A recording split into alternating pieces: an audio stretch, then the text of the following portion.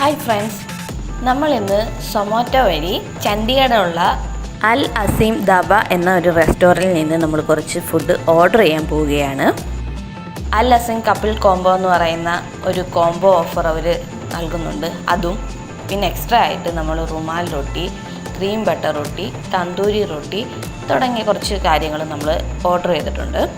ഈ അൽ അസീം കപ്പിൾ കോംബോയ്ക്കകത്ത് നമുക്ക് കിട്ടുന്നത് 2 ചിക്കൻ ബിരിയാണി, ഒരു chicken masala, 4 tandoori roti, chicken kebab 2 piece, 2 cool drink, 300 ml 2 cool ഡ്രിങ്ക്സുമാണ്.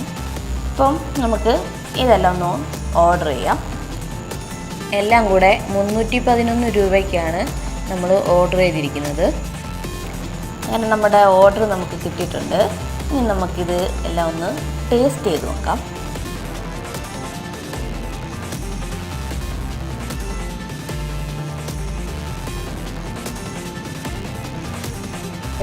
നമ്മൾ എക്സ്ട്രാ ഓർഡർ ചെയ്ത കൂട്ടത്തിലുള്ള ലാച്ച പൊറോട്ട, ഇത് റുമാലി റൊട്ടി, ഇത് ക്രീം ബട്ടർ റൊട്ടി, പിന്നെ കബാബ്. Actually kebab 2 എണ്ണമായിരുന്നു. ഒന്നെൻ്റെ മോള് അകത്താക്കി. കുറച്ച് ഉള്ളി ചോപ്പ് ചെയ്തിട്ടുണ്ട്. പിന്നെ ഇത് ചിക്കൻ മസാല, ഇത് പുതിന ചട്നി, പിന്നെ നമ്മുടെ ബിരിയാണി. ഇനി നമുക്കിതെല്ലാം ഒന്ന് ടേസ്റ്റ് ചെയ്ത് നോക്കാം അല്ലേ.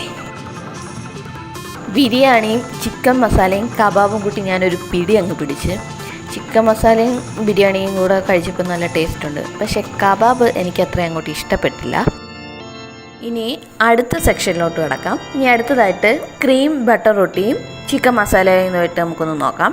ഈ ബട്ടറിനകത്ത് കുറച്ച് ക്രീം ചേർത്തിട്ടുണ്ടെന്നേ ഉള്ളൂ. അതൊന്നും വലിയ ആവശ്യമായിട്ടൊന്നും നമ്മൾ യൂസ് ചെയ്തിട്ടില്ല. അതുകൊണ്ട് തന്നെ വലിയ മധുരം നമുക്ക് ഫീൽ ചെയ്യുന്നില്ല. പിന്നെ ചിക്കൻ മസാലയായിട്ട് കഴിച്ചപ്പം നല്ല ടേസ്റ്റ് ഉണ്ടായിരുന്നു.